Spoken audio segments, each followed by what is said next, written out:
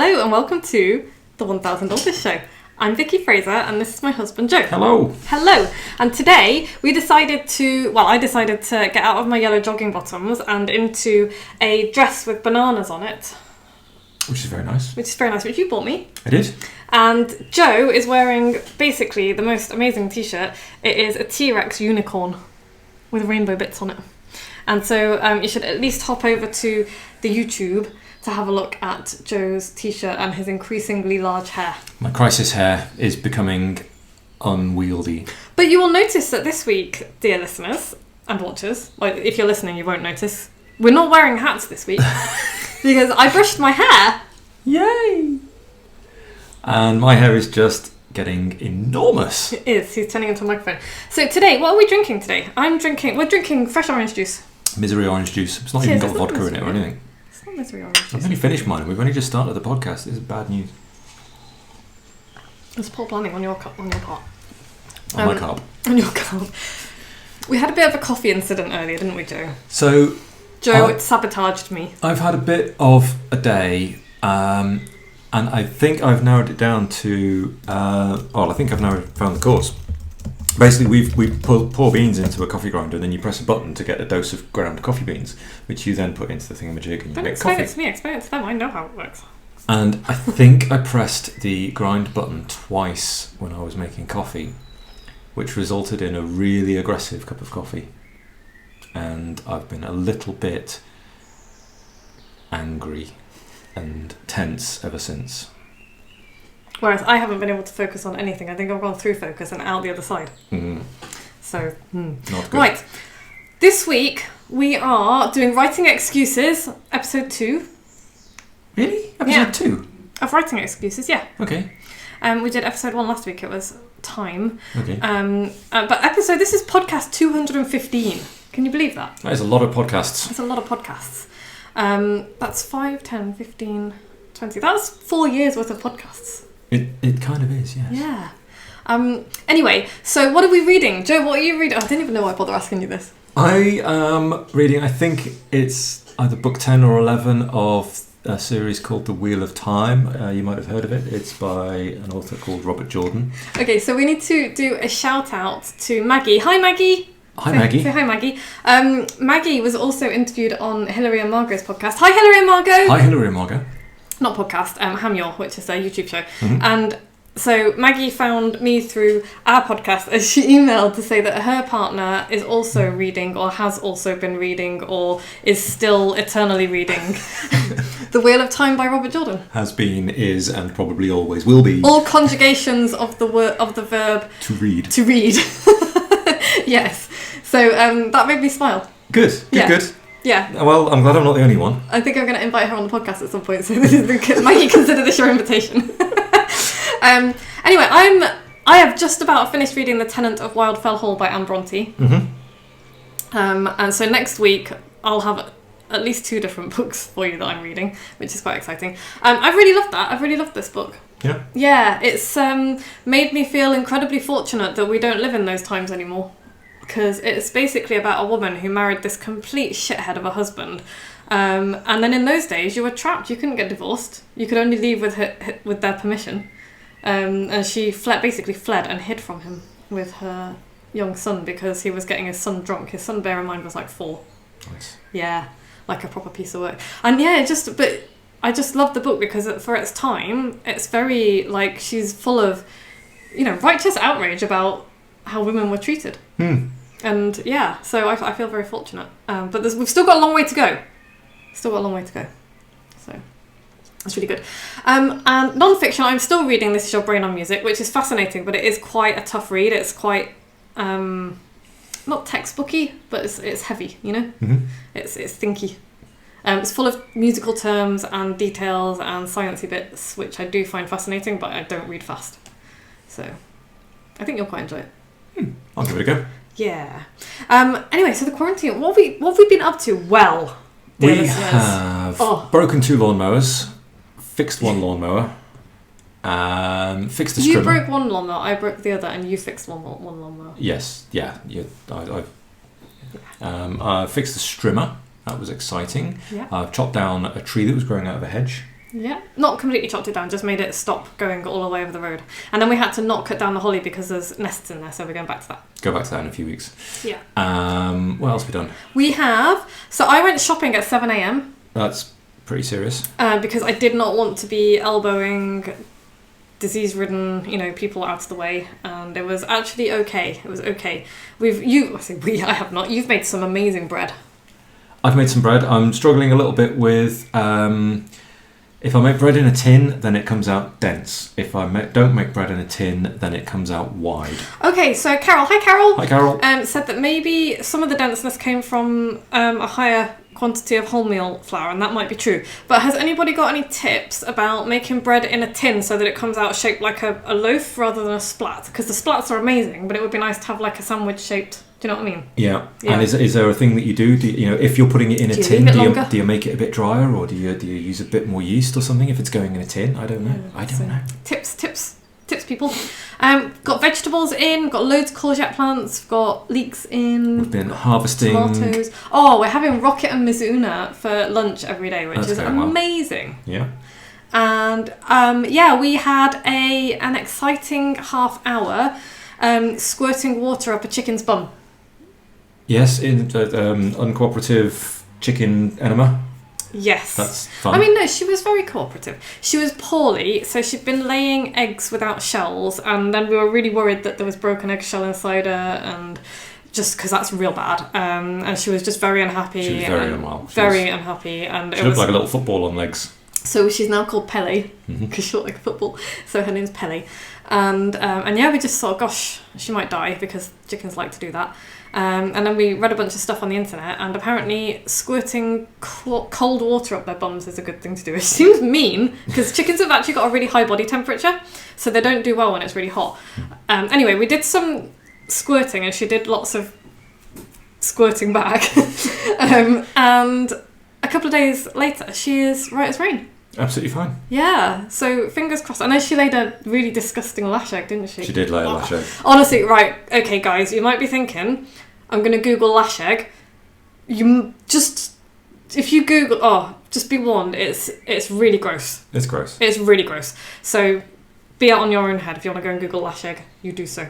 Anyway, what else we do? We went for a long walk. I hoodwinked you into going for a 6-mile walk yesterday. Totally conned into a walk because we did a murder mystery last weekend, and we had some borrowed costumes that needed to go back, and I didn't know where they came from, but they came from somewhere in the village. So we went to give those back last night, and it turned out that it wasn't kind of somewhere in the village, it was like 9 miles away. It wasn't 9 miles away, but it was quite a long walk, and that means that yesterday I did like 15,000 steps, which is great. And on the way back, they told us a shortcut, which was a much nicer way than the lanes, and we discovered a new walk. Discovered some new footpaths. It's very nice. Yes. I've been playing the guitar, and Joe's been playing the ukulele. Badly. And I've been playing stuff that my teacher told me to play, but also I have decided...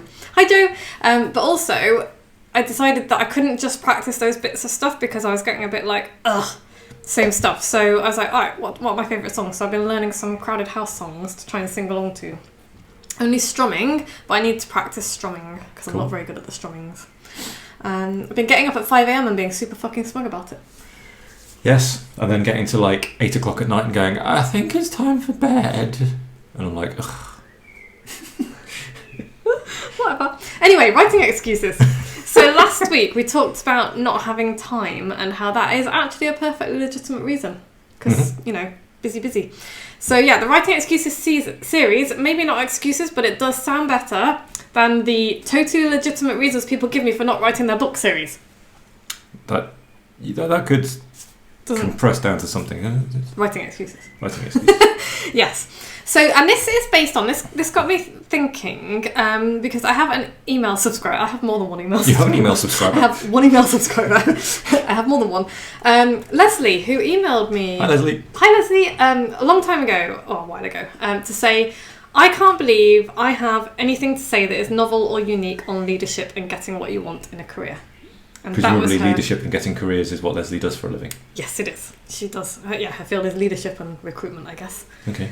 And so, and that's really common. That's a very, not the leadership thing, but, it's very common that I hear people say, oh, what can I add to, the body of work on on this subject, because unless you've totally innovated, unless you're doing like hydroponics on Mars or something, there's probably not going to be that many books on the subject. I mean, there's on that subject, but for almost anything else, you're a mechanic or a hairdresser or a recruitment consultant or a gardener or whatever it is, writer.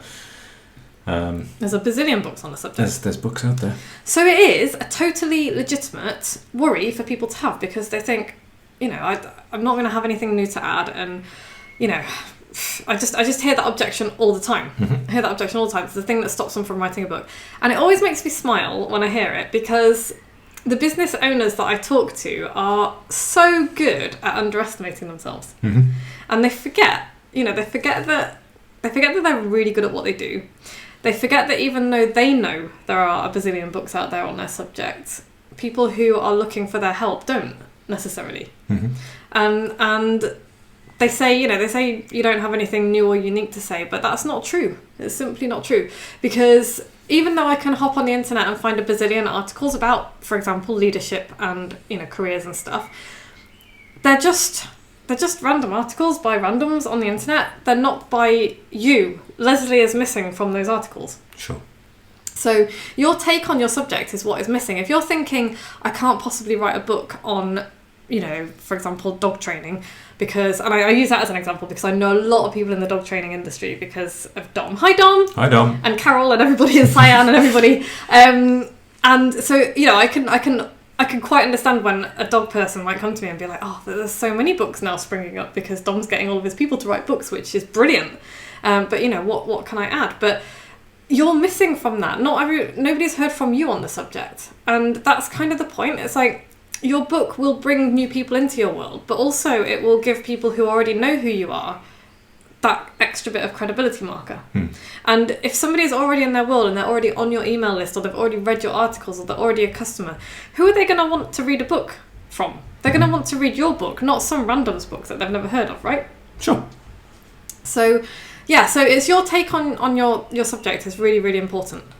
People want to hear why you think the things you think. The thing that you bring to the body of work on the topic is yourself. And also things are changing all the time. You might discover something new, a new nuance to something that other people haven't noticed or haven't written about before, and that's really important as well. And also you bring a human side to it, because we don't learn purely from facts. In fact, we rarely effectively learn with just the bare facts of something. If you think back to your most boring lessons at school, when teachers fired like dates and places and names at you in history lessons. So how much of that do you remember? Not a lot. But I remember, and this is an example I use often. I remember being in history, and we've been doing the World Wars and stuff, and there was like lots of dates, lots of names, lots of Franz Ferdinands, and all that kind of thing. And our teacher, I remember, this is the only lesson that I remember. Our teacher was like, "Oh, right, we're gonna watch a film," and what we watched was Blackadder. We watched the episode where they went over the top, which, by the way, is an amazing piece of TV. It's an amazing piece of TV. It really is. Oh my goodness! I'm even just thinking about it now, and I can remember it partly because he showed it as a history lesson, which Blackadder in a history lesson is really, really a cool thing to do, and partly because he knew. I don't know why I didn't figure out until then, but he knew that the best way to get us to retain information and to learn was to tell a story. Yeah. And so that was the thing that I have always tried to get my authors to do is, okay, start with the facts, but you've got to come up with the stories to tell, to go with it. Because that's why I think historical novels are great, by the way. Well, it's kind of, before people were writing, they were telling people stories. Yes. We were drawing stories on cave walls. We were talking about stories around the fire. Long before written language, I would have thought. Yeah, long before. I'm certainly not an expert, but I would guess so. Yeah, no, you're quite right. And storytelling is the way that we pass knowledge and skills and wisdom on. Almost designed for it. We are designed for it. We're totally wired for story. And we learn everything we know from stories, like literally everything we know from. We learn it from people's telling of what has happened before. We don't just learn it from saying, don't touch that thing because it's hot. It's like kids they don't process that. But if you tell a story about, what happened when somebody touched something that was hot, or rather than just, there's a bunch of berries down there that that will make you sick, they're dangerous. Instead of telling that story, you talk about how, you know, Fred and Wilma had gone off to a picnic and they'd had these berries and, oh, they nearly died and they were vomiting and blah, blah, and, you know, make it colourful, make it memorable. And people will be like, oh, let's stay away from those berries then because they're clearly not good for you. And it's a very simplistic example, but I think it illustrates that, you know, for us to survive and thrive, we have to teach what we know about the world in such a way that people are going to, A, pay attention and B, remember it. Yeah. And that's, by the way, not just my opinion. This is neuroscience too. So there's a guy called Antonio Damasio who has written all sorts of really cool books about neuroscience. This quote comes from his book, Self Comes to Mind. And he says about learning and wisdom, the problem of how to make all this wisdom understandable, transmissible, persuasive and enforceable, in a word of how to make it stick, was faced and a solution found. Storytelling was the solution. Storytelling is something that brains do naturally and implicitly. Implicit storytelling has created ourselves, and it should be no surprise that it pervades the entire fabric of human societies and cultures. There is no human society or culture that doesn't have storytelling in it. Nice. Just as there is no, I don't think there is any human society that doesn't have music in some form or dance. They're both very, very linked, I Very think. fundamental to Very us. fundamental. So yeah, so facts are great, and that's what I get people to think about. It's like if you're thinking I can't write a book because it's already been said, you are focusing on the facts, and that's not what's important. Facts are necessary. They are important. you need to be telling the truth, but they only make a difference when they're wrapped in your experiences and your stories and enhanced by what you've felt, what you have won, what you've lost, and when they're given context within the rest of your life. Does that make sense? It does make sense. It does make sense. Cool. So yeah, maybe, I don't know what you're thinking of writing your book about, if you are indeed thinking of writing a book, but, might think about what you want people to take away from your book, what your key message is, and then start thinking about what stories you've got. Maybe you've got really funny stories about something that happened to you, or maybe you've got a heartfelt story or a tragic one. So one of my stories that I like to tell is how, when people are like, oh, I don't know how to finish my book and all the rest of it. It's like, nor do I sometimes. I went all the way to Turkey on a writing retreat for a week a few years ago, and I wrote went to write a book in a week, which is, perfectly possible to get your first draft written. And I wrote 2,809 words, and that's barely a long form article. It's like a couple of hours for you, isn't it? Yeah, I can whack that out in a couple of hours easily, and that's all I wrote. And the problem wasn't. There were all sorts of problems. I think one of the main problems was that wasn't the book that I really wanted to write at the time. So there's all sorts of stuff to unpack there, but. Yeah, that's the story that I tell, and people remember that. It's like, oh, you've been through it as well, because I think, and that's another thing. It's like, tell stories about what your struggles have been, because otherwise you're just this person kind of sitting on the top of a mountain proclaiming stuff. Yeah. And it's like, I can easily sit here and go, oh, write a book, and this is what you do, and here's how you do it. And people over there, on that side, will sit there and go, oh, it's easy for you to say, you're a writer. And I'm like, actually it isn't. I went to Turkey and I wrote 2,000 words. and that's what happened. And like, today, I've sat here and just basically banged my head against the wall. I think that's possibly the coffee, but yes. It's your fault. My fault. But yeah, I think that's it's important to be human, isn't it? I think in your book, you need to actually be a person. I can't idea of being an octopus. Being an octopus, yeah. I teach a Wake Up with Vicky class in the morning at the moment, lockdown class, and I was getting everyone to be an octopus this morning, and then I threatened that maybe Thursday morning's class would be interpretive dance. That would be amazing. If anyone would like to do some early morning interpretive dance with me, send me an email and I will make it happen. We'll be octopuses. Sounds great. Are you going to come do it? No. You have no sense of fun. So instead of thinking that you have nothing new to say, think about how to say what you know. Think about how to tell your story and how to tell somebody else's story, maybe if that works better, and how it will help your reader to relate to you, to learn from you, and to make the change in their life that they want to make through reading your book. Because people read non-fiction books for a reason. So why are they reading it? What do they want to get out of it? How can you change their life? How can you tell stories that make it more likely that they will do what you want them to do? So, yeah, I have to be able to relate to the person who is teaching me, or I switch off. Yeah. Yeah, absolutely. Otherwise, it's just like I say, lists of facts and all that kind of stuff are great, but no, they're not. They're bad. There's nothing there, is there? They're not useful. Lists of facts are not useful for almost everybody. I think there's like maybe a certain type of person, if you're going to go into personality types and stuff, who, I don't know, who would respond to just memorising a list of facts. And definitely people who are not neurotypical, you know, maybe people with Asperger's or autism, they might well respond to that. But I'm talking about, you've got to know your audience. And for most people who are like whatever normal means who are, you know, neurotypical, I guess is the word. They want stories, even if they value the facts, and even if they value the list, they're still going to want to know what your take on it is and why they should listen to you, because your opinions on the facts are what is going to tell me whether or not you're worth listening to. Does that make sense? Yeah.